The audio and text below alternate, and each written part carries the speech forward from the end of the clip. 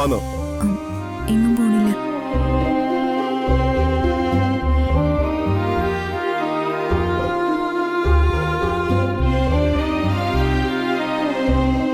ചേച്ചി, ദീപകിനോട് അവന്റെ ഭാര്യയോട് ഇങ്ങോട്ട് വരാൻ പറയും. ദീപക്കേ, എടോ ദീപക്കേ. ആ അമ്മേ. നിന്നെയും നന്ദനെയും ദേ വല്യമാവൻ വിളിക്കുന്നു.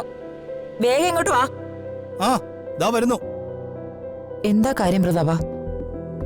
എനിക്ക് അവരോടാ സംസാരിക്കാനുള്ളത്. അവര് വരട്ടെ.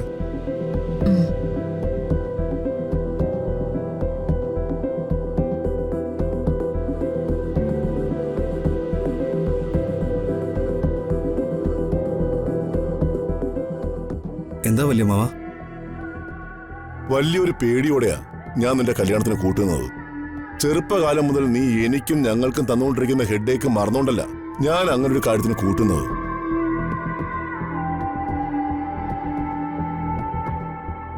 ഒരു ചെറുപ്പക്കാരൻ നന്നാവുകയാണെങ്കിൽ എങ്ങനെയെങ്കിലും നന്നായിക്കൊള്ളുന്ന ഒരൊറ്റ വിചാരം കൊണ്ടാ ഈ കല്യാണം നടത്തിയതും നിന്നെയും ഇവിടെയും ഇവിടെ താമസിപ്പിച്ചിരിക്കുന്നതും. രാജുവും നന്ദനയും തമ്മിൽ മുൻകാലത്ത് എന്തെങ്കിലും റിലേഷൻഷിപ്പ് ഉണ്ടായിരുന്നെങ്കിൽ അത് അവിടെ വെച്ച് തീർന്നു. കഴിഞ്ഞ കാര്യങ്ങൾ വീണ്ടും കുത്തിപ്പൊക്കേണ്ടതില്ല. ഇത്തരം കാര്യങ്ങളൊന്നും ഇക്കാലത്ത് അത്ര അസാധാരണ സംഭവങ്ങളൊന്നുമല്ല. ഈ പെൺകുട്ടി നിന്നെ വിശ്വസിച്ച് ഇവിടെ അഭയം തേടി വന്നോളാ. ഇവിടെ ആരും കരയിപ്പിക്കാൻ പാടില്ല. ഇവളുടെ പഴയ കാര്യങ്ങൾ വിമർശിക്കാൻ നിനക്കെന്ത് യോഗ്യതയുള്ളേ? നിന്റെ കുത്തഴിഞ്ഞ പഴയകാല ജീവിതത്തെക്കുറിച്ച് നീ എന്താ ആലോചിക്കാത്തെ? ഇവര് ഭാര്യയും ഭർത്താവും കൂടി ചെളിവാരി എറിഞ്ഞതേ ആ പാവൻ രാജുവിനെയാ. അതിനെക്കുറിച്ച് എന്താ ചേട്ടൻ ഇവരോട് ചോദിക്കാത്തെ? ഞാൻ സംസാരിക്കുന്നത് എന്റെയും നിന്റെയും അനന്തരവന്റെ കാര്യമാ, രാജുവിന്റെ കാര്യമല്ല. അവനെ വെള്ളപൂശി എടുക്കുന്ന എന്റെ ജോലിയല്ല.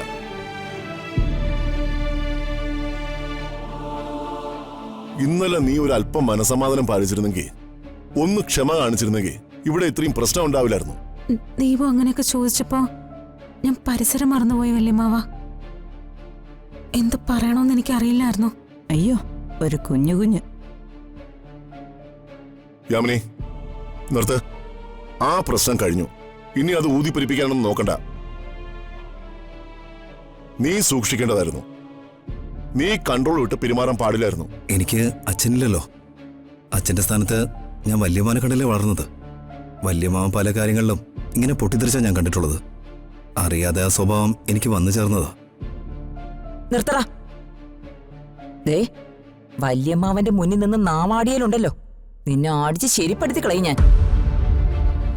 വേണ്ട ചേച്ചി, അവൻ പറഞ്ഞത് ശരിയാ.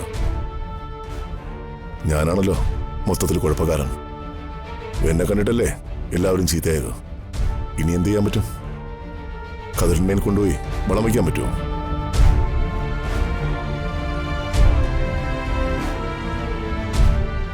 പ്രതാപ, നീ എങ്ങോട്ട് പോവാ?